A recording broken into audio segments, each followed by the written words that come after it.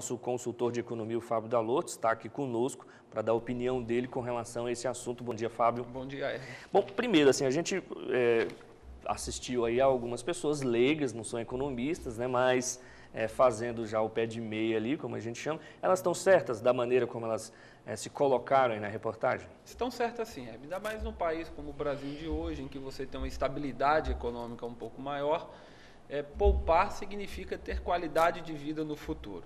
Agora, tratando exatamente da poupança para a educação do filho, que foi o tema mais objeto da entrevista, o que nós podemos destacar é que a primeira questão que você tem que responder, e aí é um hiato que a gente chama, é tempo versus valor de poupança, ou seja,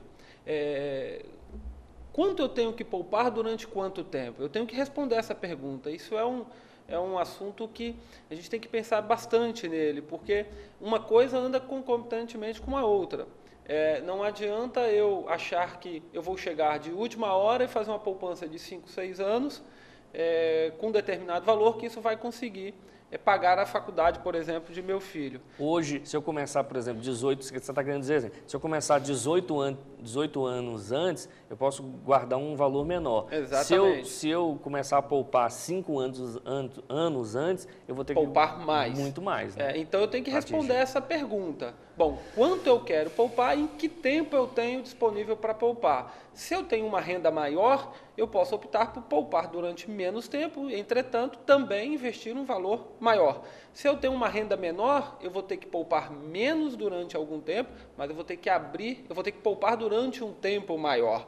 E aí nós fizemos aqui um simulado, imaginando que você esteja poupando para o curso superior do seu filho. Admitindo então que você vai gastar R$38 mil com a educação superior do seu filho, e aqui tem despesas com mensalidades, transporte, alimentação e material didático, e admitindo que o rendimento médio aí de 10% ao ano, ou seja, 0,8% ao mês, você acha uma aplicação que vai lhe render isso, que é o que rende hoje, a maioria das aplicações com perfil moderado. Se você poupar durante 18 anos, para você ter esses R$38 mil que vai pagar a faculdade do seu filho, durante 18 anos você tem que poupar R$ 66,20. Ou seja, é uma poupança que a maioria dos brasileiros podem fazer. Bom, isso em 18 anos.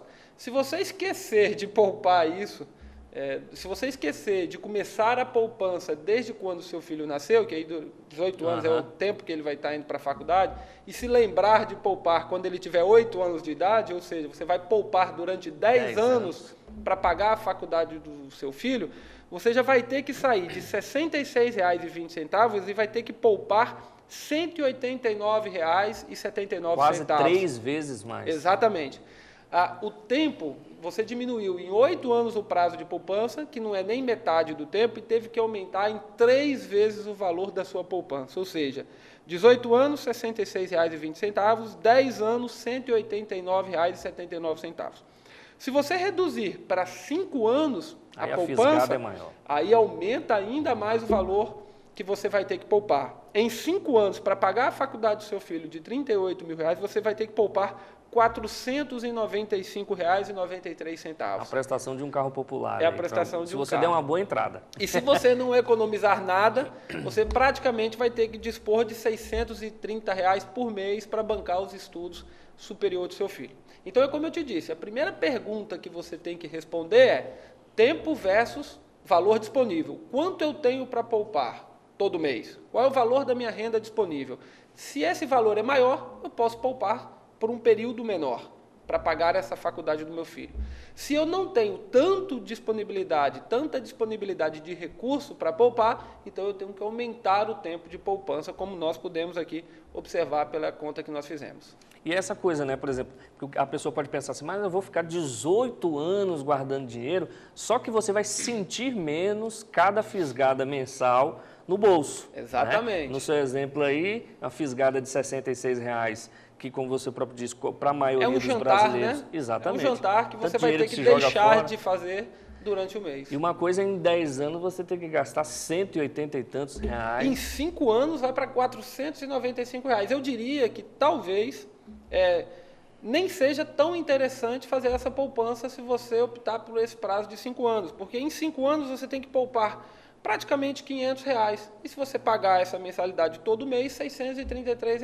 Então, se você tiver uma boa oportunidade de negócio, vale a pena até talvez aproveitar a boa oportunidade de negócio e deixar para pagar a faculdade quando seu filho estiver lá estudando. É claro que aí tem a questão de risco, talvez você se aperte naquele período e tal, isso tudo tem que ser muito bem analisado. Fazendo uma comparação com o salário mínimo, 60 e poucos reais fica menos de 10%, né, do salário mínimo. Né? É. Isso não é desculpa para os pais não estudarem os filhos, nós podemos observar agora. Ou seja, por menos que você ganhe, se você planejar com longo prazo o estudo superior do seu filho, você com R$ 66 vai poder dar uma boa qualidade de ensino superior para ele.